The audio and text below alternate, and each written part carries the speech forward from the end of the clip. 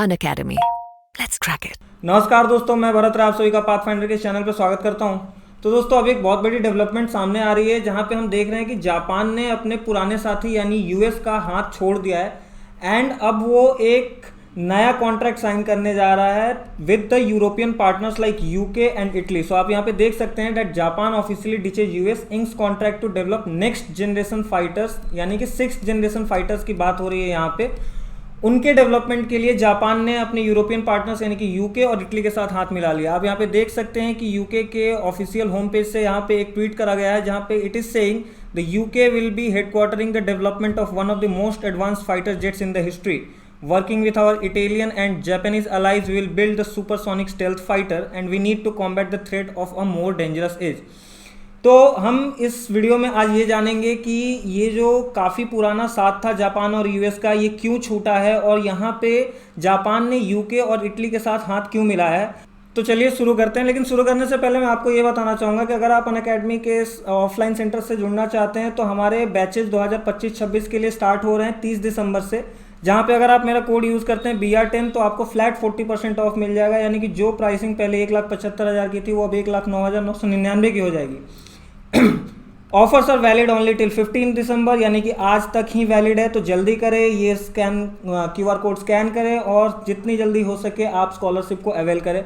अगर आप घर बैठे सारी जानकारी लेना चाहते हैं तो गूगल फॉर्म आपको डिस्क्रिप्शन लिंक में प्रोवाइड करा दिया जाएगा, जहां पे आप अपनी सारी डिटेल्स भरेंगे और मेरा कोड यूज़ करेंगे BR10 तो अनअकैडमी की एक टीम आपको कॉन्टैक्ट करेगी और सारी डिटेल दे देगी।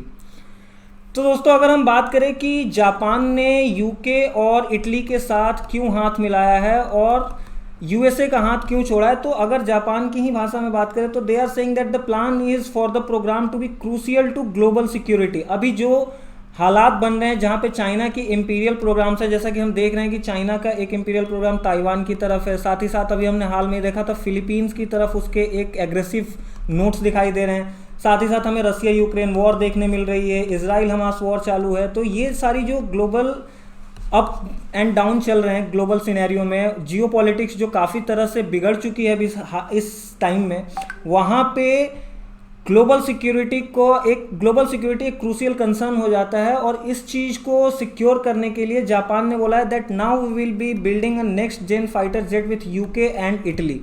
So the plan is for the program to be crucial to global security and we continue to make hugely positive progress towards delivery of the new jets to our respective air forces in 2035। यानी कि यहाँ पे target 2035 तक का set किया जा रहा है। ये स्टेटमेंट आई है यूके डिफेंस सेक्रेटरी ग्रांट सैप्स की तरफ से।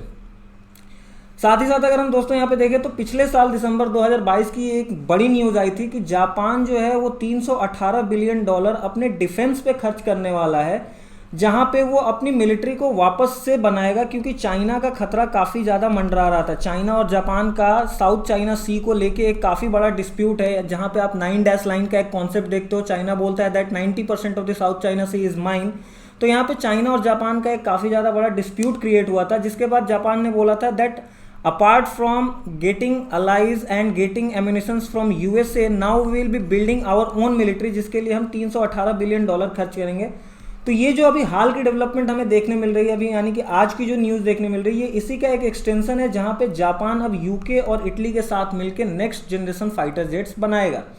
जैसा कि मैंने आपको उस ट्वीट में बताया था कि इस चीज़ का जो हेडक्वार्टर होगा वो ब्रिटेन में होगा, यानी कि Britain will host the headquarters of the governmental and industrial organisation for the tri national global combat air programme. ये एक ग्लोबल कॉम्बैट एयर प्रोग्राम के तौर पे, यानी कि अगर आप इसको एक साथ पढ़े तो GIGO एक चलाया गया है, that global combat air programme GCAP governmental and industrial organisation. ये ट्रीटी दिसंबर 14 यानी कि कुछ दिन पहले ही साइन हुई है।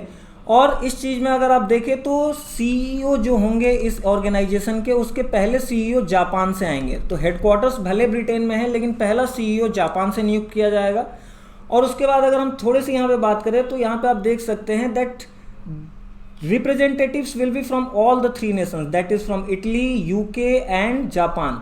And GIGO will define the overall capabilities needed for the aircraft and supervise a collaborative business construct। अगर इसमें हम थोड़े से बात करें कि कौन कौन सी कंपनीज और ऑर्गेनाइजेशन इंस्टीट्यूशन साथ लेने वाले हैं, साथ देने वाली हैं, तो वो है Mitsubishi heavy industries of Japan, Britain के BAE सिस्टम्स और इटली की लियोनार्डो। इटली की लियोनार्डो और जापान की जो MHI है वो ऑलरेडी पहले से ही एक दूसरे के साथ मिलकर काम करती है।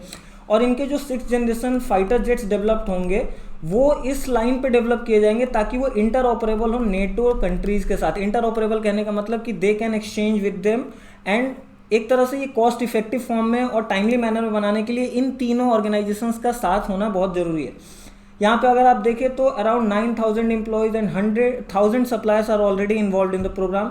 It is possible the ongoing talks could eventually be expanded to include other partners. अब ये एक बहुत बड़ा क्रूशियल फैक्टर है कि किन अदर पार्टनर्स की बात करी जा रही है। तो अभी यहाँ पे सऊदी अरबिया का तो एक नाम निकल के आ रहा है, बट अगर हम बात करें तो वेस्ट से ग्लोबल पावर सेंटर निकल के अब ईस्ट की तरफ आने लगी है, जहाँ पे आप देख रहे हैं कि जो डेवलपमेंट्स फाइटर जेट्स वगैरह को लेकर के वेस्ट में ज़्यादा होती थी अब वो ईस्ट में होनी चालू हो जाएंगी। एंड दैट्स वाई जो एशिया है वो एक नया पावर सेंटर की तरह डेवलप होगा, जहाँ पे अगर आप देखो तो इससे इंडिया को भी काफ़ी ज़्यादा फायदा हो सकता है, बिकॉज इंडिया और जापान के जो पॉलिटिकल टाइज हैं, जो इंडिया और जापान के जो टाइज हैं वो काफ़ी सही से हैं पास्ट में और आगे भी सही रहेंगे। तो इस हिसाब से अगर हम देखें तो Asia being developed as a power centre, तो इससे इंडिया को भी काफ़ी फायदा होगा। और साथ ही साथ अगर आपको पता है तो क्वाड जो है, क्वाड में अगर हम देखें तो यूएसए, जापान, इंडिया और ऑस्ट्रेलिया, इनको भी एक तरह से काफ़ी फायदा मिलेगा, जो चाइना के एग्रेशन को काउंटर करने के लिए काफ़ी फायदेमंद चीज़ साबित होगी। तो आप यहाँ पे देख सकते हैं कि ये जो इंक्लूड अदर पार्टनर्स की बात करेंगे, यहाँ पे सऊदी अरबिया का नाम तो अभी सामने से खुल के आ रहा है,